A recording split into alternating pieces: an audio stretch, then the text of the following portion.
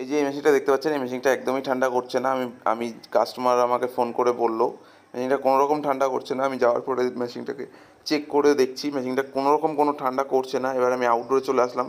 আউটডোরে দেখলাম প্রত্যেকটা জিনিস ঠিকঠাকভাবেই চলছে, বাট এখানে একটা মাত্র ফল্ট হলো এই ফ্যান মোটর দেখুন একদম স্লো স্লো ঘুরছে, যার জন্য এর গরম হাওয়াটা বাইরের দিকে ফেলতে পারছে না, যার জন্য মেশিনটা ট্রিপ করছে, যার জন্য ভেতরে ঠান্ডা করতে পারছে না। এমনি দেখুন একদম ফার্স্ট ক্লাস দেখুন পাইপগুলো ঠান্ডা হচ্ছে, বাট যতক্ষণ কম্প্রেসারে রান হচ্ছে ততক্ষণই ঠান্ডা হচ্ছে, তারপরে কিন্তু আর ঠান্ডা হচ্ছে না, কারণ কম্প্রেসারের যে কন্ডেন্সারের যে হিটটা, সেই হিটটা কিন্তু ফ্যান মোটরটা বের করতে পারছে না। তার একটাই কারণ, ফ্যান মোটর স্লো হয়ে গেছে।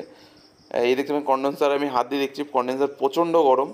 সো এবার চলুন মেশিনটা কীভাবে রিপেয়ার করি আপনাদের দেখিয়ে দিচ্ছি। আর এই দেখতে পাচ্ছেন এটা হলো অরিজিনাল যে এসির ক্যাপাসিটার, সেটাই নিয়ে এসলাম। আমি নিয়ে আসার পরে আমি এই দেখুন ক্যাপাসিটারটা চেঞ্জ করে দেবো।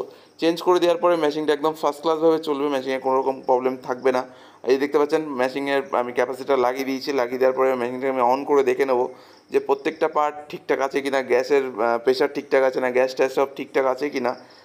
কাস্টমার কিন্তু আমাকে প্রথমেই বলে দিয়েছেন গ্যাস কিন্তু নিয়ে আসবেন, যাতে আমাকে আবারও নেক্সট টাইম না আসতে হয়।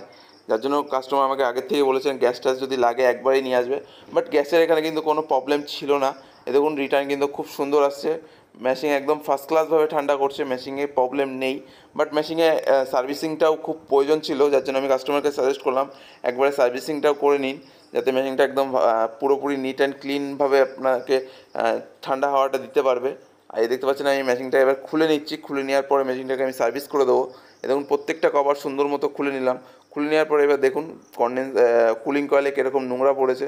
দেখুন মোটামুটি ভালোই পড়েছে, উপর দিয়ে অতটা বোঝা যাচ্ছে না, বাট ভেতরের দিকে আছে। আর দেখতে পাচ্ছেন, আর এই যে দেখুন ব্লোয়ারে খুব একটা পড়েনি, ব্লোয়ারে ঠিকঠাক পড়েছে, বাট কুলিং কয়েলে মোটামুটি নোংরা আমার মনে হলো।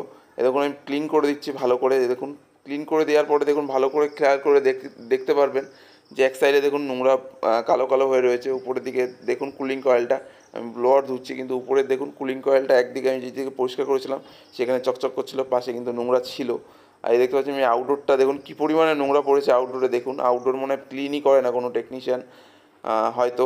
আর এই দেখতে পাচ্ছেন আমি আউটডোরটাকে ভালো করে পরিষ্কার করে দিলাম। দেখুন বাঁ দিকে কীরকম পরিষ্কার ছিল আর ডান দিকে কীরকম নোংরা। আর এই যে দেখতে পাচ্ছেন আমার আউটডোর ক্লিন করা কমপ্লিট। আর এই যে দেখতে পাচ্ছেন পুরো আমি কভারগুলো ভালো করে ধুয়ে দিচ্ছি যাতে কোথাও কোনো রকম নোংরা না থাকে। আর এই দেখতে পাচ্ছেন আমি কভার ফভার সব লাগিয়ে দিয়েছি।